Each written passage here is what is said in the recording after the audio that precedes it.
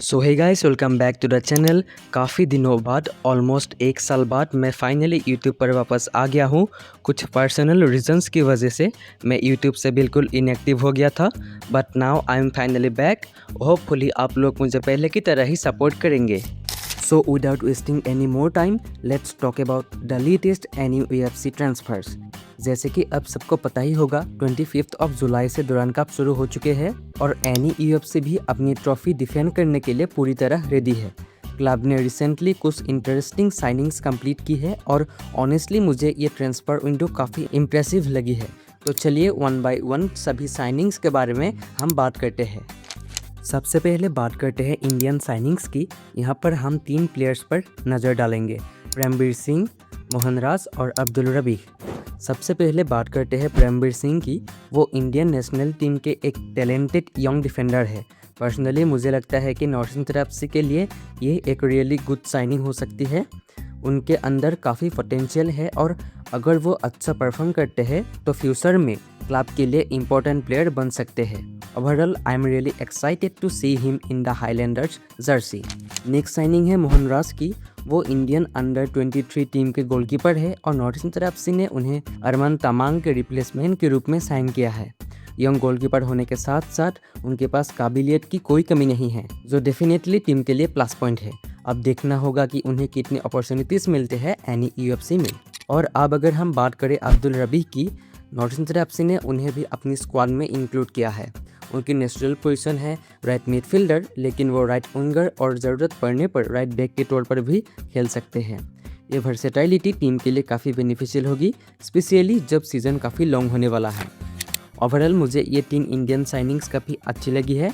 देखना दिलचस्प होगा कि NUFC इन 3 प्लेयर्स को कैसे यूटिलाइज करते हैं।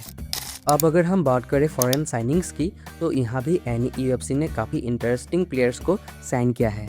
इनमें सबसे बड़े नाम हैं इथियन गोंजालेस, एंटोनियो मोयानो, एनेको सेट्रेस्टेगुई और निकोला निकोविच। तो चलिए एक एक करके इनके बारे में भी बात करते हैं। सबसे पहले बात करते हैं इथियन गोंजालेस की। 24 इयर्स के स्पेनिश फॉरवर्ड इथियन पोर्टुगल और कतार की सेकेंड डिवीज़न में खेल चुके हैं। सबसे इंटरेस्टिंग बात यह है कि वो NUFC के करंट सुपरस्टार अलादीन के साथ कतार में मुएथर SC नामक टीम के लिए भी खेल चुके हैं। अगर दोनों के बीच वही अंडरस्टैंडिंग यहाँ भी देखने के लिए मिलती है तो अपोजिशन डिफेंडर्स के लिए काफ़ी मुश्किल होने वाली है। ओवरऑल अगर उनके करियर स्टैट्स की बात करें तो उन्होंने 106 मैचेस में टोटल 25 गोल्स और 10 असिस्ट रजिस्टर किए हैं। पेस, फिनिशिंग और एक्सपीरियंस को देखते हुए मुझे लगता है कि इथियन NUFC के अटैक के लिए एक रियली वैल्यूएबल एडिशन साबित हो सकते हैं। नेक्स्ट साइनिंग है एंटोनियो मोयानो की। 26 इयर्स के स्पेनिश अटैकिंग मिडफील्डर ज़रूरत पड़ने पर सेंट्रल मिडफील्ड में भी कंफर्टेबली खेल सकते हैं। पिछले सीजन वो डायमंड हार्बर FC के लिए आई लीग में खेले थे और ऑनेस्टली उन्होंने एक आउटस्टैंडिंग सीजन एंजॉय किया। सिर्फ 12 मैचेस में 5 गोल और 4 असिस्ट। ये नंबर्स खुद ही उनकी क्वालिटी को डिस्क्राइब कर देते हैं। मैंने देखा है कि काफ़ी लोग इस साइनिंग को क्रिटिसाइज कर रहे हैं सिर्फ इसीलिए क्योंकि वो आई लीग से आए हैं, लेकिन ऑनेस्टली मुझे ये क्रिटिसिज्म थोड़ा जल्दी लगता है। किसी भी प्लेयर को जज करने से पहले उसकी क्वालिटी, उसके परफॉर्मेंसेस और उसके प्रीवियस एक्सपीरियंस को देखना चाहिए।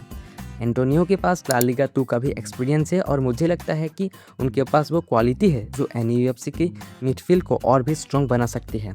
अगर ओवरऑल करियर की बात करें तो एंटोनियो मोयानो ने अब तक 143 प्रोफेशनल मैचेस खेले हैं, जिसमें उनके नाम 17 गोल्स और 9 असिस्ट शामिल हैं। अब देखना इंटरेस्टिंग होगा कि वो NUFC की जर्सी में कितना इम्पैक्ट क्रिएट कर पाते हैं। NUFC का अगला फॉरेन साइनिंग है 35 साल के स्पेनिश सेंटर बैक एनेको सेट्रेस्टेगुई। ये नेचुरली लेफ्ट फुटेड डिफेंडर है और ज़रूरत पड़ने पर लेफ्ट बैक की पोजीशन पर भी कंफर्टेबली खेल सकते हैं। अगर उनके एक्सपीरियंस की बात करें तो एनेको अपने प्रोफेशनल करियर में लगभग 400 मैचेस खेल चुके हैं।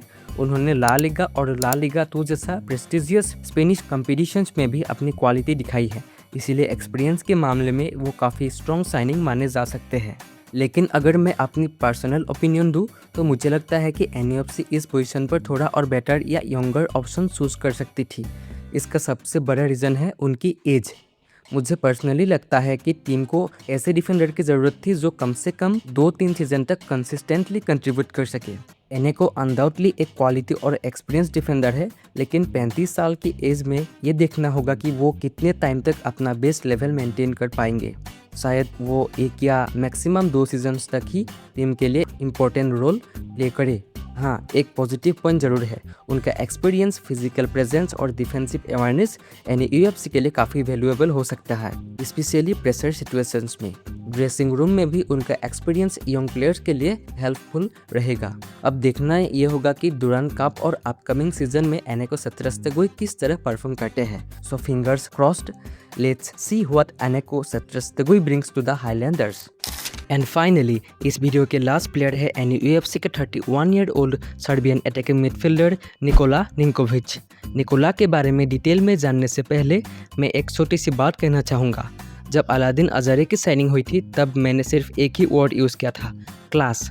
और बिलीव मी, निकोला निंकोविच को देखने के बाद मेरे दिमाग में भी वही एक वर्ड आता है, प्योर क्लास।